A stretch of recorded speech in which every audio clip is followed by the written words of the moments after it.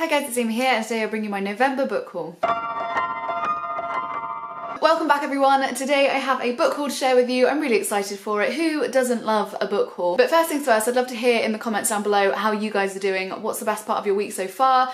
I'm really looking forward to Christmas. I'm definitely getting into the Christmas spirit. The Christmas markets are all coming out and I'm just super excited for it. So yeah, come chat to me in the comments. So grab yourself a cup of tea, as we always do. I've got peppermint. Also, this mug, people were asking in my last video, it's from Matalan. I didn't realise that Matalan even did home kind of things. They do, and just they had a really good selection of stuff. So this is from Matalan. I think it was about £4, so if you want to go and get it, feel free to. I've got some books to share with you. Let's jump into it. So the first book I have here is a non-fiction book, and I picked it up on the recommendation of both Lauren from Lauren and the Books and Mercedes at Mercy's Bookish Musings, and that is The Year of Living Danishly by Helen Russell. They rave about this book a lot. It just feels like one I would really click with at the moment because I'm feeling very happy in myself, so I feel like reading something like this is only going to boost it, and so I hope to read it by the end of the year. Possibly it'll be my non-fiction read for December, so we'll have to see. If not, it definitely will be read in the kind of early part of 2018, so there we go. I didn't even bother to tell you what it's about. So in this one, Helen Russell is documenting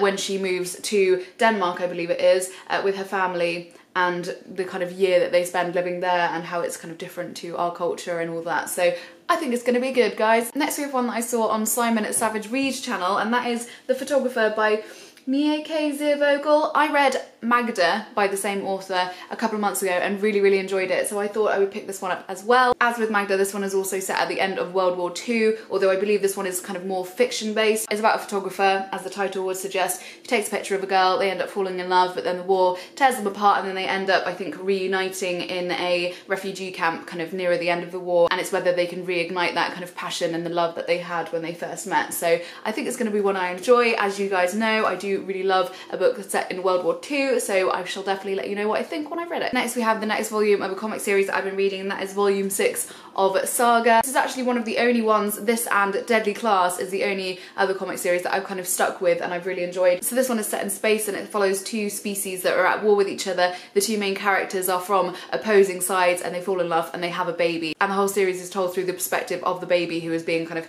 chased around the solar system by various people who want her dead because she's like an abomination that she's alive, because these two people shouldn't have been procreating because they should be hating each other. So it's really great. I really enjoy it, so I will certainly let you know what I think of it come the end of the month. The next two books I also picked up on the recommendation of Lauren and Mercedes, so they've pretty much stocked up my shelves this month. The first one is English Animals by Laura Kaye. I popped this one on my wishlist as soon as I saw those guys speak about it, and as soon as it came out in paperback I jumped at the chance of getting it. So I believe it's about a woman who's not native to England. She moves to England and then starts working for these people in their kind of country house and kind of gets wrapped up in their lives and kind of tangled in between them and things, and so it sounds really good, and the way that Lauren and Mercedes kind of described it obviously made me want to read it because I popped it straight on my wish list, so I will definitely let you know what I think once I've read it. And the other one I picked up because I'd seen it on their channels was Riverine by Angela Palm. I think Mercedes mentioned it first and then Lauren got it and now I've got it, so it's just a whole chain of events here. This one is a non-fiction book and it's Angela kind of documenting returning to her childhood home where she kind of fell in love with a boy and had all these kind of things happen to her as a child, and she goes back and the boy that she was in love with when she was younger is actually serving a life sentence for murder, and so it's kind of returning to that and all the things that have happened since then and becoming an adult and all that kind of stuff. It sounds totally up my street, and so I'm hoping to either read this one or The Year of Living Danishly by the end of this year. Fingers crossed, hopefully I will. Who knows, maybe I'll read this one this month and then the other one next month. I don't know. I think I might be getting a bit ahead of myself. I want to read so many books by the end of the month. I think, would you guys be interested in seeing like an end of the year TBR? I'm tempted to do so, and I want to do another video that I did last year that was like my 10 books that I must read in 2018, and I'm do possibly like a recap of the ones that I didn't read this year. So yeah, let me know if you're interested in seeing that. So yes, very excited for this one. Next we have a collection of poetry which I've also read already, and that is The Bees by Caroline Duffy. So I read another collection by Duffy a couple of months ago which was called Rapture, and I really enjoyed it.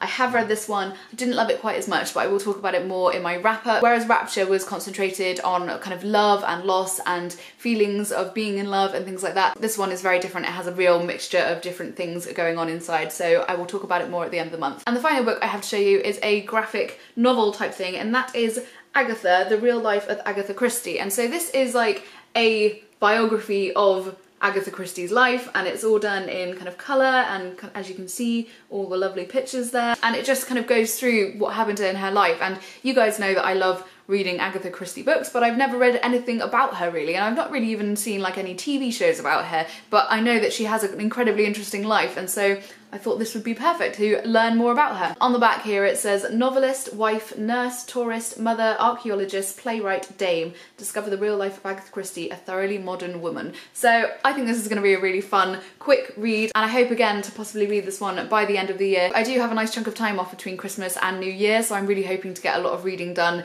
in that time. I will let you know. There we are, those are all the books that I've acquired recently. I'd love to hear down below if you've read any of these and what you've thought of them. What have you been buying recently? As always, I will leave links to Facebook, Tumblr, Twitter, everything I've mentioned today down below. I hope you're all having a fantastic day, and I will see you soon. Bye!